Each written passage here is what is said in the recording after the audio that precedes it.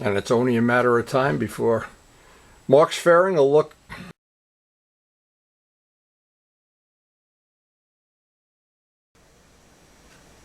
This is part 5 of the RG250 restoration. And what I hope to start today, I want to start working on that fairing. That'll be a multi-day job for sure.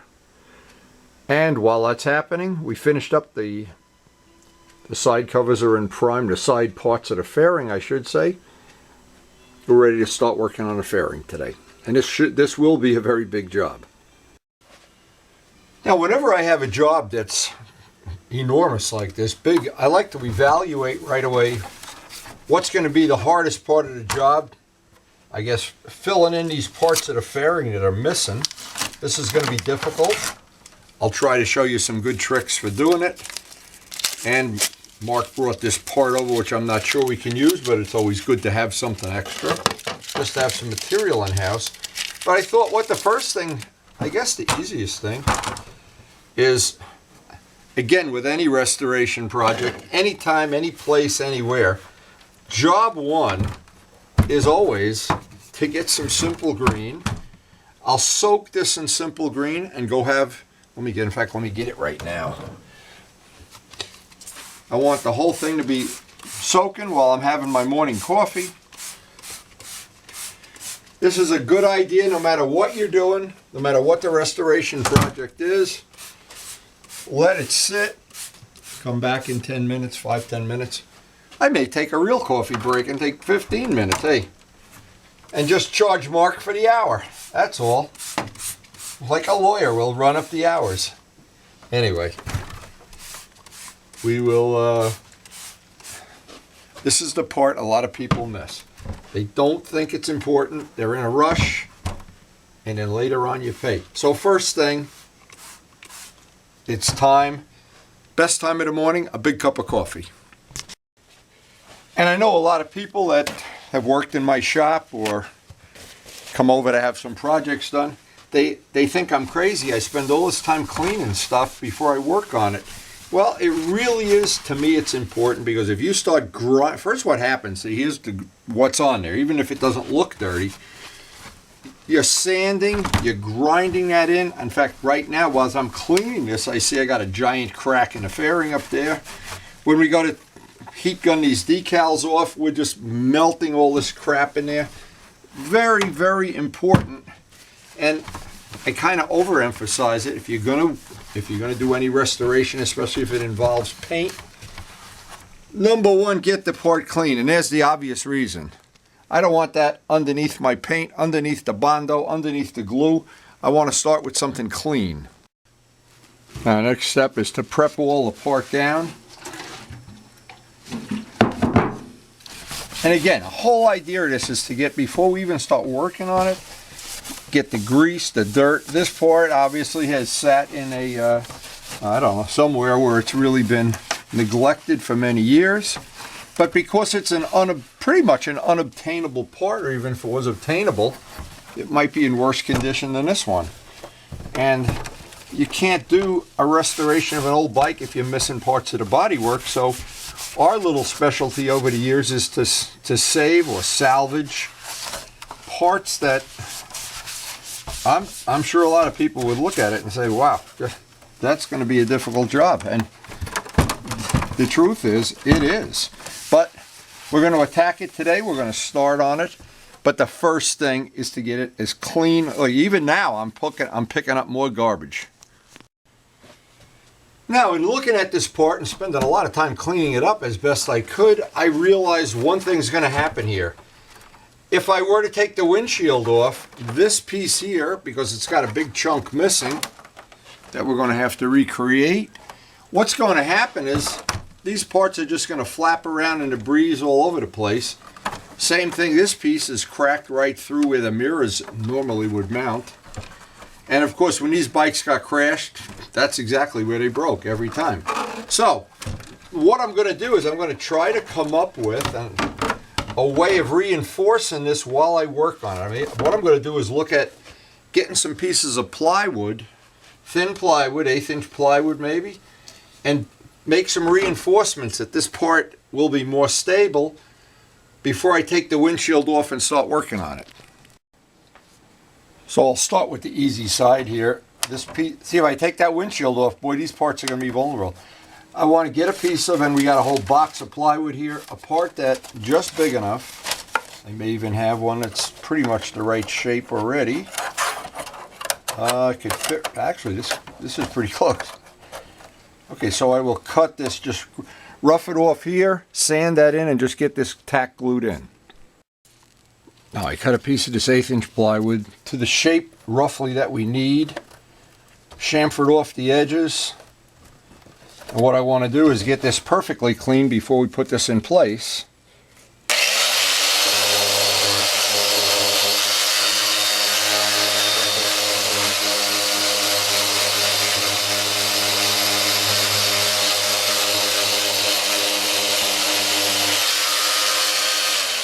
Now, if you've ever watched any of the car restoration shows, whenever they take a car body off of the chassis, a lot of times they put reinforcing diagonal pieces in it.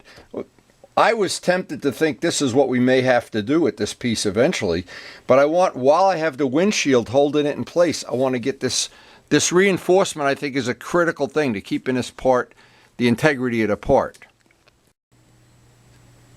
And I'm using Brodak thick CA.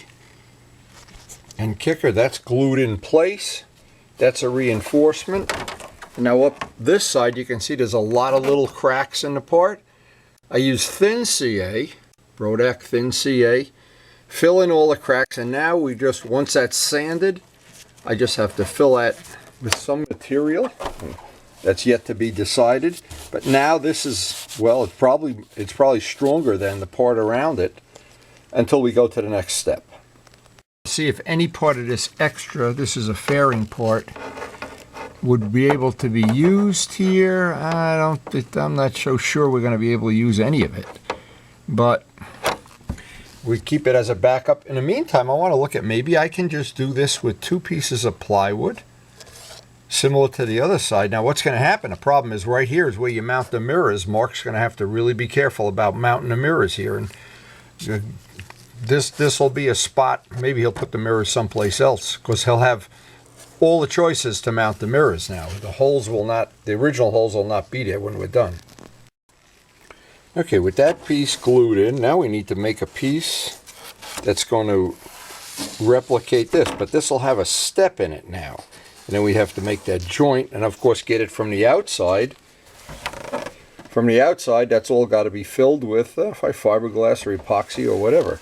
But right there, once we have that and it's stable, I can take the windshield off. And I have a feeling the one bolt I had to take out, I had to grind out with a Dremel tool. I'm going to use up a box of parting wheels getting these bolts out. They are rusted shut.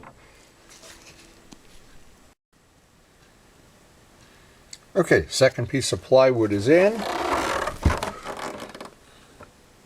Now before I do anything else, I want to reinforce the back of this, sand it with the sander, and get some fiberglass cloth behind us.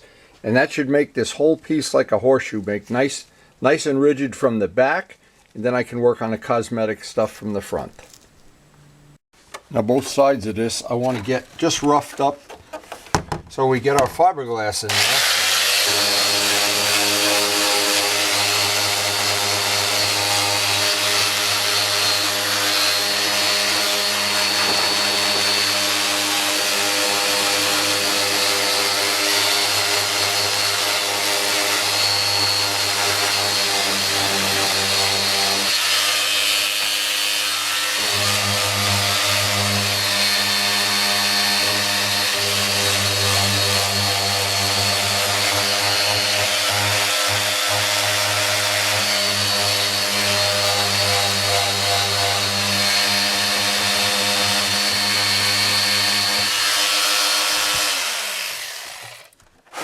What that'll do is that'll just make sure that we get a good bite on the fiberglass. Now I got to dig out my box of scraps and get something to reinforce this with. I do have some aircraft fiberglass.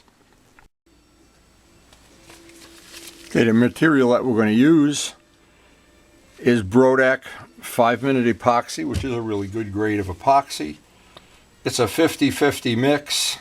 There's nothing scientific about mixing some of this up. We'll do it in 2 pieces. It's not real critical, but it's good if you get it close anyway. Now I found the reason I like to buy this stuff from Brodak is they have a good turnover. Or don't buy it from a place that it's been sitting on the shelf for 100 years, because it gets thick and you have to heat the tubes with hot water then to get them back to where you can use it. Anyway, but that's true of all epoxy, by the way. All right, so what we're going to do, we're going to mix some of this up. And very carefully get some of this on here. I'm not going to try to salvage these bolts. They look like they're rusted shut, to be honest. And Mark did a real smart thing by not taking all of them out and then having that winch. I think this would have definitely been a problem. It would have broken or whatever. I put some tape down there. This is aircraft grade tight weave fiberglass. For this purpose, it'll be real good. Now, because this is 5 minute, this will give us 5 minutes to work this in. If you want to speed that up, you can use a hairdryer up to a point, but since we're in no rush here, I just want to get this to lay in real nice. This will reinforce it. When this dries, we can take the windshield off. And I hope I have enough grinding, those little grinding wheels, to cut all these bolts, because boy, they are rusted shut, baby.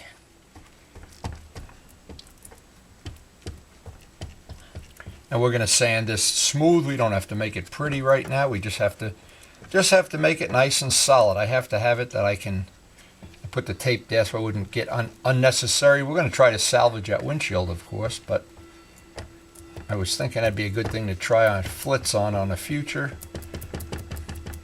But anyway, the epoxy, once that's on there, and that can just sit, and we'll go have another cup of coffee and come back to this in 5 minutes.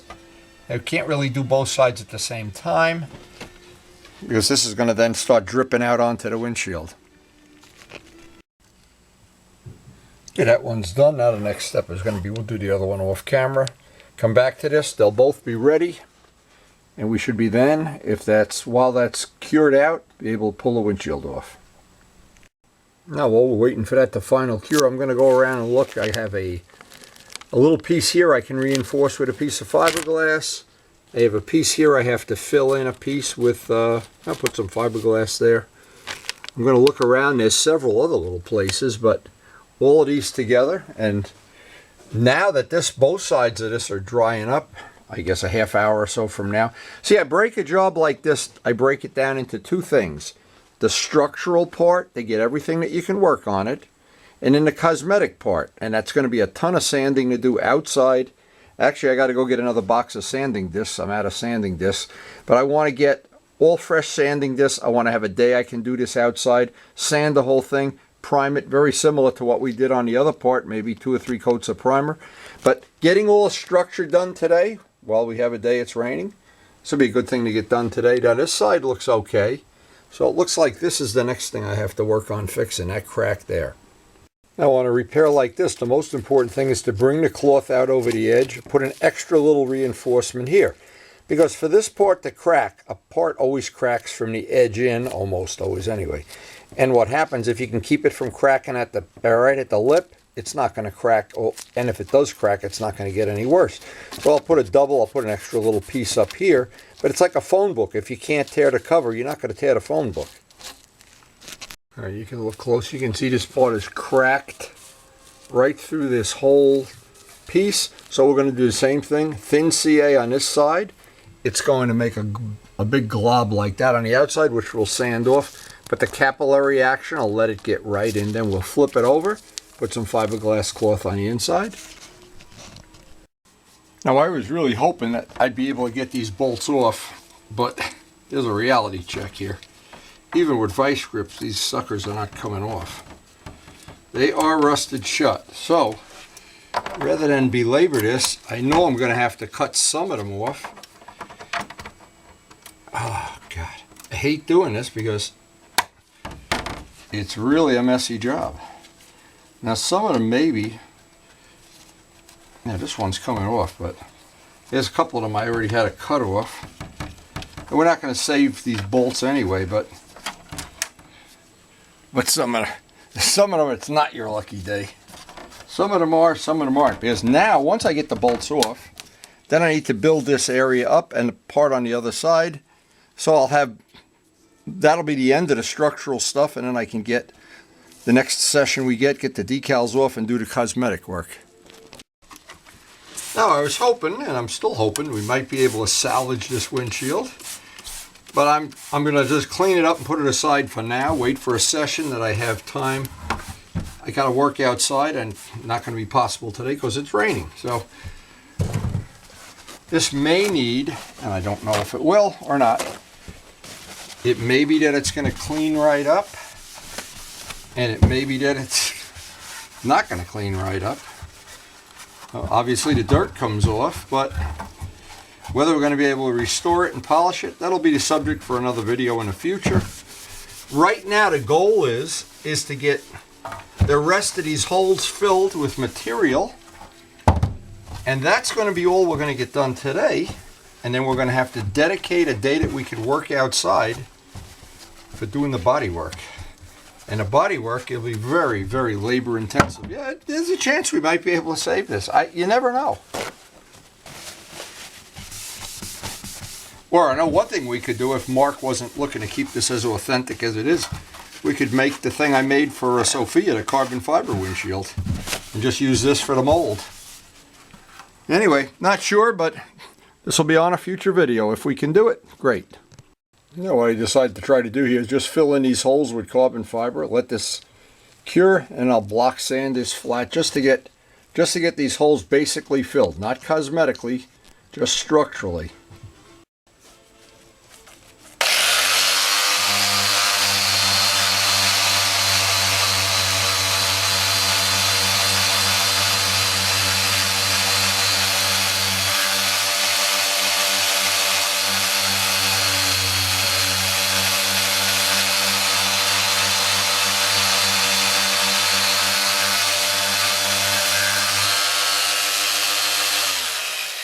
Now the idea here is that we've filled up most of this with carbon fiber. We could just put a little CA in there to fill it up. I'd rather have that in there than Bondo. If I possibly, I just like to, if I have to, the minimum amount of Bondo. This side is almost ready for the cosmetic work. The structure's done. It's this ridge where the windshield goes and getting this block sanded in. The last little bit I always like to do by hand, but we do have all the structure, and we're going to spend an awful lot of time in the next session doing cosmetic work. But the idea is to minimize or eliminate the Bondo. That's what usually cracks. Now this is basically, there's no Bondo in here. It's carbon fiber and CA, which usually is pretty strong.